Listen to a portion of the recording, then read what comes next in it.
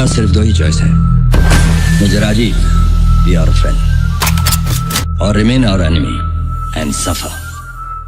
मेरे हृदय वैसे नहीं, मेरी मंजिल कहीं और है, क्योंकि मैं इस देश का एक सिपाही हूँ और हमेशा सिपाही बनकर रहूंगा। ये कहा तूने? अब तक तूने मेरे सिर्फ नमस्कार दोस्तों, एक बार फिर से आप सभी का स्वागत है पॉलीग्राफ स्टूडियोज में और मैं हूं आपके साथ अनुष्का त्यागी। ऑपरेशन वेस्ट एंड बाय तहलका मैगजीन काफी बड़ा स्ट्रिंग ऑपरेशन रहा है इन हिस्ट्री में।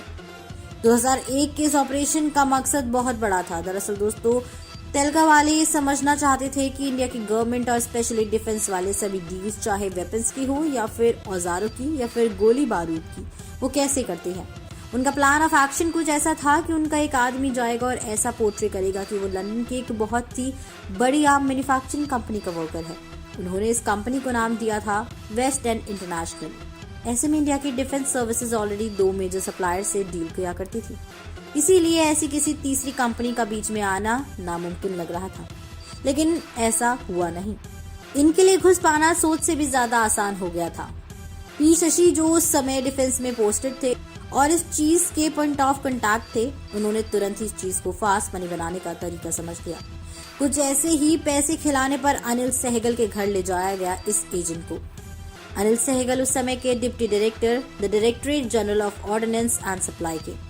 कहने को दोस्तों, ये दोनों ऑफिशियल्स को देश की सुरक्षा की जिम्मेदारी दे रखी थी, मगर दोनों ने ही इंडिया की सुरक्षा को खत्म करते हुए बिना कॉन्ट्रैक्ट साइन किए हुए कंपनी को 2 इंपॉर्टेंट इन्फॉर्मेशन दे दी थी। पहली इन्फॉर्मेशन ये थी कि इंडिया किस किस तरीके के डिफेंस प्रोडक्ट्स यूज करती है और दूसरी ये कि उन्हें ये प्रोडक्ट्स कौन सी 2 कंपनीज बेचती हैं। इन 2 इन्फॉर्मेशन से कोई भी इंडिया की सुरक्षा को एक झटके में खत्म कर सकता था, मगर चंद रुपयों के लालच में इन दोनों ने ये कर दिया था। ये डील थर्मल कैमरास की होने वाली थी, जिसकी पहली मीटिंग सहगल साहब ने 5 स्टार होटल में रखी थी। उसके बाद टोकन अमाउंट तो हर बार लिए ही गए, मगर सिर्फ फाइल आगे पहुंचाने के 2 लाख रुपए अलग ले गए थे।